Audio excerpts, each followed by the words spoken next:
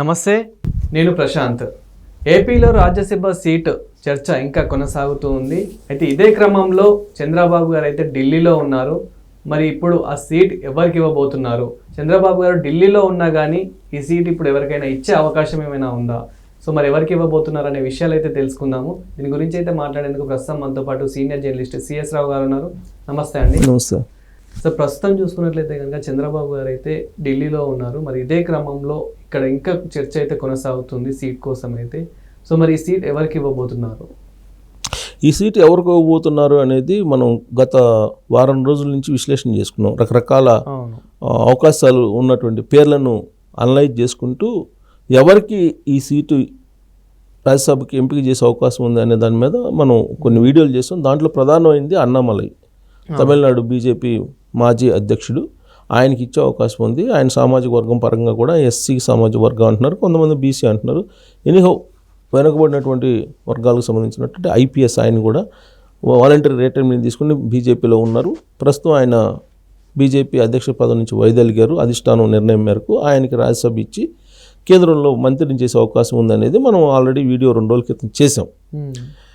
దానికి సంబంధించి ఇప్పుడు చంద్రబాబు నాయుడు గారి దగ్గర కొంచెం గ్రీన్ సిగ్నల్ తీసుకునే అవకాశం ఉంది అధిష్టానం. ఎలాగో చంద్రబాబు నాయుడు గారు ఢిల్లీలో ఉన్నారు. విదేశాల టూర్ను ముగించుకొని ఆయన ఢిల్లీలో రాత్రి ల్యాండ్ అయ్యారు. ఇప్పుడు కేంద్ర మంత్రులతోటి ఆయన బిజీగా ఉన్నారు. అమిత్ షా గారు, హోంశాఖ మంత్రి అమిత్ షా గారితో భేటీ కాబోతున్నారు. ప్రధానమంత్రి నరేంద్ర మోడీ గారితో కూడా భేటీ అవుతారు. ఈ సందర్భంగా రాజ్యసభకు సంబంధించినటువంటి ఫైనలైజేషన్ అయ్యే అవకాశం ఉంది. దాని పేరు కూడా బయటకు వస్తుంది ఇవాళ సాయంత్రానికి. అఫీషియల్గా కూడా బయటకు వచ్చే అవకాశం ఉంది. ఎందుకంటే నెలాఖరికి అంతా అయిపోతుంది. ఆల్రెడీ షెడ్యూల్ ఇచ్చారు కాబట్టి ఒకటే ఉంది రాజ్యసభ ఆంధ్రప్రదేశ్లో. ఆ ఒకటి ఎందుకు వచ్చింది అని అంటే విజయసాయి రెడ్డి గారు రాజీనామా చేశారు కాబట్టి వచ్చింది. ఆ రాజీనామా చేసిన విజయసాయి రెడ్డి గారికి మళ్ళీ అది ఇస్తారని చెప్పేసి అన్నారు. మనం చాలా క్లియర్గా చెప్పాం, ఇచ్చే అవకాశం లేదు. అతనికి కొన్ని టాస్కులు ఉన్నాయి. ఆ టాస్కులు మొత్తం కంప్లీట్ అయితే తప్ప బీజేపీ వాళ్ళు అతన్ని పార్టీలోకి తీసుకోరు. ప్లస్ చంద్రబాబు నాయుడు గారిని కాదని చెప్పి అతన్ని బీజేపీలోకి తీసుకునేటువంటి అవకాశం ఉండదు. ఫస్ట్ ఈయన దగ్గర ఎన్ఓసీ తీసుకోవాలి, ఆ తర్వాత బీజేపీ వాళ్ళు ఆలోచిస్తారు. వాళ్ళు కూడా ఇప్పటికిప్పుడు ఆలోచిస్తారు, కొంత టైం తీసుకుంటారు అనేది కూడా మనం ఒక వీడియో విశ్లేషణ కూడా చేసాం.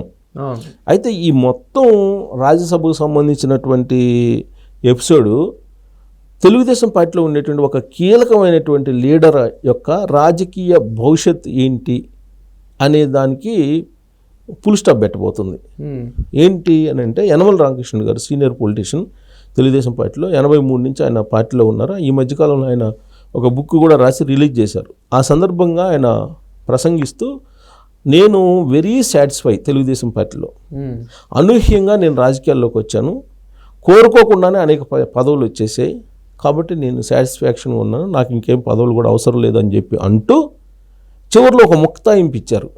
ఏంటనంటే రాజ్యసభ ఇస్తే నేను ఢిల్లీ వెళ్ళి ఆ పదవికి న్యాయం చేయాలనుకుంటున్నాను అనే యాంగిల్లో ఒక ముక్తాయింపు ఇచ్చారు ఆయన. అంటే ఒక యాంగిల్ నాకు ఏమొద్దు, రాజ్యసభ సీట్కి నేను రెడీ ఉన్నాను.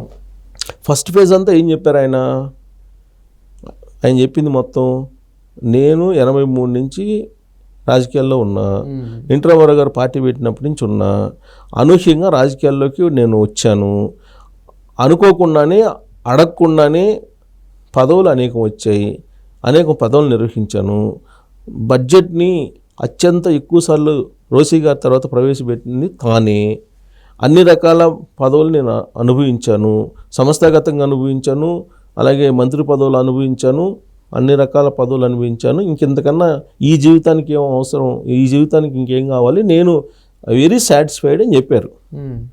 చెప్తే అందరూ ఏమనుకున్నారంటే సో రాజకీయాల నుంచి వైదొలుగు తరిగినా చాలా గౌరవంగా తప్పుకుంటున్నారు అని చెప్పి అనుకున్నారు. అనుకుంటున్నటువంటి క్షణంలోనే ఇమీడియట్గా ఏమన్నారు, నాకు రాజ్యసభ చేయాలని ఉంది, ఒకవేళ చంద్రబాబు నాయుడు గారు కనుక రాజ్యసభ అవకాశం ఇస్తే నేను ఢిల్లీ వెళ్ళి రాజ్యసభలో కూర్చోవాలనేటువంటి ఒక కోరిక అయితే ఉంది అని చెప్పి ముక్తాయించారు.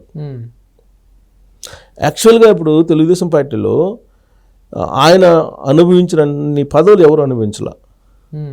అధికారంలో ఉంటేనేమో పార్టీ మంత్రి పదవి, అధికారంలో లేకపోతే పిఎస్సి అంటే అది ఎలాగో పబ్లిక్ అకౌంట్స్ కమిటీ చైర్మన్ కాబట్టి దానికి కూడా మంత్రి మన క్యాబినెట్ హోదా ఉంటుంది. కాబట్టి చంద్రబాబు నాయుడు గారి కన్నా కూడా ఈయన ఎక్కువ పదవులు అనుభవించారు టెన్షన్ లేకుండా. చంద్రబాబు నాయుడు గారికి అయితే పార్టీ అధ్యక్షుడు కాబట్టి ఆయనకి టెన్షన్లు ఉంటాయి. సో కాబట్టి ఆయన చాలా తెలివిగా, చాలా మేధావిగా, చాలా పొదుపుగా మాట్లాడుతూ ఊహించినటువంటి పదవుల్ని ఆయన అనుభవించారు. బహుశా అందుకే ఆయన ఐఎమ్ వెరీ సాటిస్ఫైడ్ అని చెప్పి అన్నారు. అంతవరకు అయితే బాగుండేది, క్యాడర్ కూడా చాలా సంతోషించింది. బట్ రాజ్యసభకి నేను ఉన్నాను అని చెప్పి ఎప్పుడైతే చెప్పారో అప్పుడు ఇంకా ఈయనకి పదవుల మీద ఆశ పోలేదు. మళ్ళీ ఒక ప్రపోజల్ పెట్టారు ఈయన అనేటువంటి చర్చ తెలుగుదేశం పార్టీలో అంతర్గతంగా జరిగింది. అయితే ఇప్పుడు 2 పదవులు తెలుగుదేశం పార్టీకి రెడీగా ఉన్నాయి. ఒకటి గవర్నర్, 2 రాజ్యసభ. ఆల్రెడీ గవర్నర్కి సంబంధించి అశోక్ గజపతి రాజు గారి పేరు ఢిల్లీలోనే ఫైనల్ అయిపోయిందని చెప్పి తెలుస్తుంది. దానికి కారణం ఏంటంటే అశోక్ గజపతి రాజు గారి మీద అమితమైనటువంటి అభిమానం, అమితమైనటువంటి పాజిటివ్ దృక్పథం నరేంద్ర మోడీ గారికి ఉందని చెప్పి ఢిల్లీ వర్గాల నుంచి వస్తుంది. ఆయన నిజాయితీ, ఆయన నిక్కచ్చిగా ప్రజాసేవ చేయటం, ఇవన్నీ కూడా నరేంద్ర మోడీ గారిని ఆకట్టుకున్నాయి. నరేంద్ర మోడీ గారు 2014 2019 మధ్య ఫస్ట్లో ఆయన ప్రధానమంత్రిగా ఉన్నప్పుడు మొదటిసారి ఆయన క్యాబినెట్లో పనిచేసాడు ఈయన విమానయాన శాఖ మంత్రిగా అశోక్ గజపతి రాజు గారు.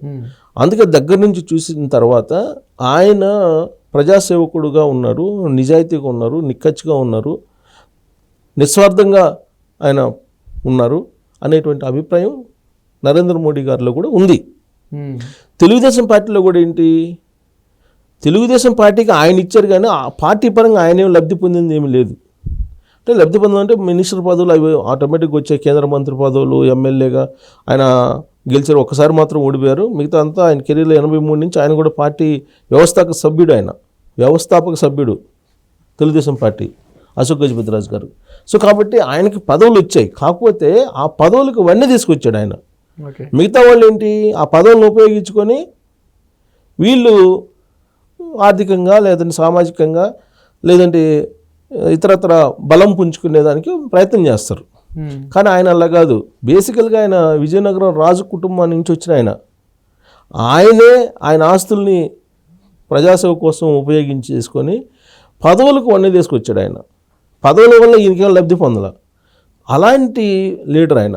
సో ఆయన్ని గవర్నర్ పదవికి ఎంపిక చేయడానికి కేంద్ర ప్రభుత్వం సిద్ధంగా ఉంది. ఢిల్లీ అధిష్టానం, బీజేపీ అధిష్టానం కూడా సిద్ధంగా ఉంది.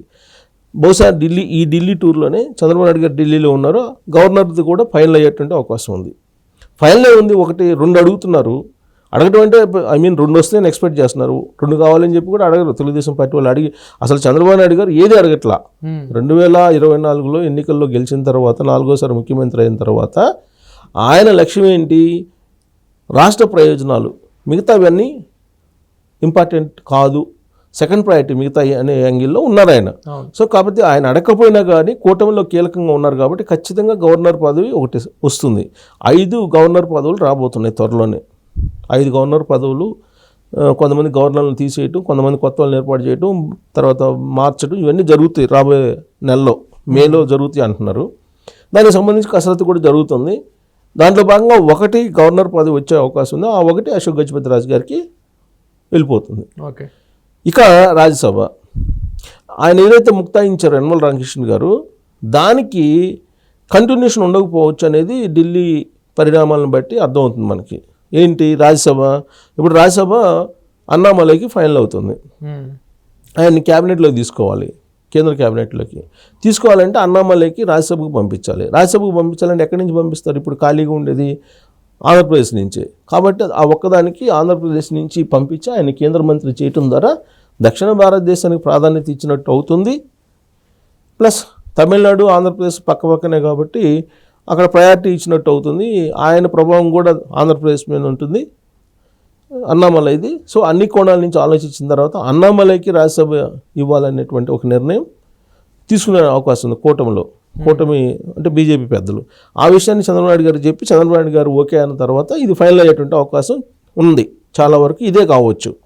ఇది ఫైనల్ అయిపోతే కనుక ఇకన యనమల రామకృష్ణ గారి పొలిటికల్ కెరీర్ దాదాపుగా క్లోజ్ అయిపోయినట్టే. భవిష్యత్తులో కూడా ఆయనకు అవకాశం రాకపోవచ్చు. ఎందుకంటే ఆల్రెడీ సీనియర్స్ని పక్కన పెట్టేస్తున్నారు. ఆయన సంస్థాగతంగా సేవలు తీసుకుంటారు. సంస్థాగతంగా ఆయన ఏదైనా సేవలు అందించి సలహాలు ఇస్తే తీసుకుంటారు. ఆ పరిస్థితి కూడా ఇప్పుడు లేదు. అధిష్టానానికన్నా ఆయనకి మధ్యలో ఈ మధ్యకాలంలో ఒక లెటరు రాశారు ఆయన. ఆ లెటర్ రాసినటువంటి తీరును బట్టి అధిష్టానానికి ఆయనకు మధ్యలో గ్యాప్ వచ్చిందని చెప్పి క్లియర్గా కనిపిస్తుంది. అందుకే ఎమ్మెల్సీ కూడా మళ్ళీ ఆయనకి ఎక్స్టెండ్ చేయలేదు. ఎమ్మెల్సీ గడువు అయిపోయినప్పటికి కూడా మళ్ళీ ఎక్స్టెండ్ చేయలేదు ఆయనకి. సో కాబట్టి ఆయన కెరియర్ ఈ రాజ్యసభ ఎంపికతోటి క్లోజ్ అయిపోయినట్టే. ఈ రాజ్యసభ కూడా ఆయనకు వచ్చేటువంటి అవకాశం లేదు. సో కాబట్టి బీజేపీ వాళ్ళు తీసుకుంటున్నారు కాబట్టి ఈ అవకాశం కూడా లేదు. కాబట్టి ఈ ఎంపిక అనేది ఆయన కెరీర్కి దాదాపుగా ఫుల్ స్టాప్ వేస్తుందని చెప్పి చెప్పచ్చు. Thank you sir.